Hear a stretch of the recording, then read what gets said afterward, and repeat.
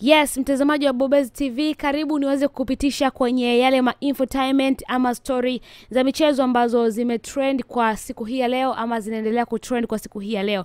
Kuna picha ambayo inaendelea kutrend kwenye mitandao ya kijamii ikimuonesha mchezaji wa mpira wa klabu ya soka ya Young Africans Dickson Job akiwa ni kama vile anamnyemelea fulani hivi, anatupa kijicho fulani hivi cha pembeni akimwangalia bonge la dada, ambapo jana tunafahamu kwamba wananchi siku ya jana walikopo wana parade lao ambao walikuwa linaendelea pale Jangwani, and of course walishinda siku nzima wakiwakera tu watani wao Simba kwa sababu ya makombe ambao wamechukua mfululizo katika msimu huu. Kwanza wamechukua kombe la ligi kuu ya Tanzania, lakini pia wakachukua kombe la CRDB vile tarehe 29 kule Zanzibar.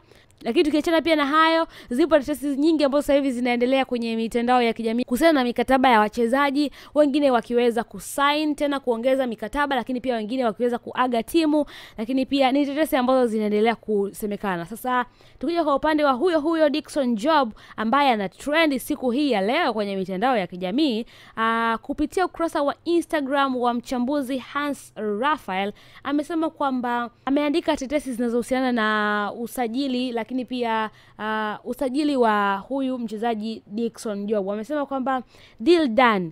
Dickson Job mwenye umri wa miaka 24 is here to stay.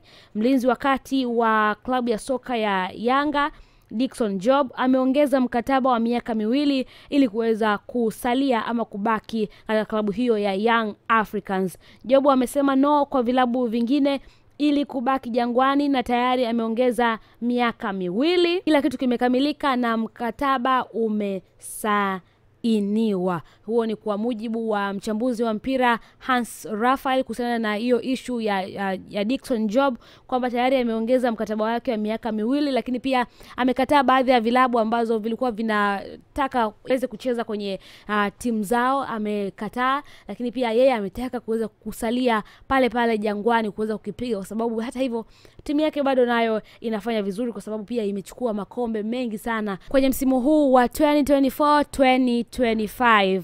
Lakini pia katika harakati hizo za tetesi za usajili, imekuwa wakati yeye Dickson Job akiongeza mkataba wa miaka 2 klabuni hapo Yanga, imekuwa ni tofauti kwa mchezaji Kennedy Musonda mwenye umri wa miaka 30. Yeye anasema kwamba kwa mujibu wa huyo Hans Raphael, anasema kwamba it's over. Yanga wameachana rasmi na Kennedy Musonda mwenye umri wa miaka 30. Mkataba wa Musonda na Yanga umeisha na mchezaji huyo ameondoka Jangwani. Sasa ndoa ya Yanga na Musonda imefika tamati.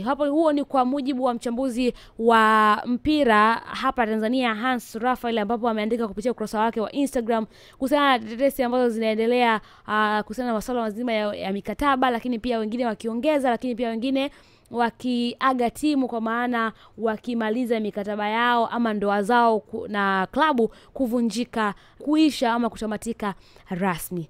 Sasa tuendelee kufuatilia zile updates ambazo zinaendelea kutokea kwenye mitandao ya kijamii, lakini pia tunafuatilia kila update kuhusiana na hizo tetesi za michezo. Tunaendelea kuzifuatilia hapa ndani ya Bobezi TV. Cha msingi ni wewe kutegea sikio lako pia, lakini kutazama wa Bobezi TV na kuifuatilia kwa karibu sana. Na utaifuatilia vipi? Basi ni kwa kusubscribe kama bado hujafanya hivyo, lakini pia kwa kulike na kucomment ili uwe wa kwanza kuweza kuzipata taarifa. Lakini pia unaweza kutufollow kupitia ukurasa wetu wa Instagram, lakini pia TikTok kwa jina moja tu la Bobezi TV, na mambo mengine yakawa fresh kabisa.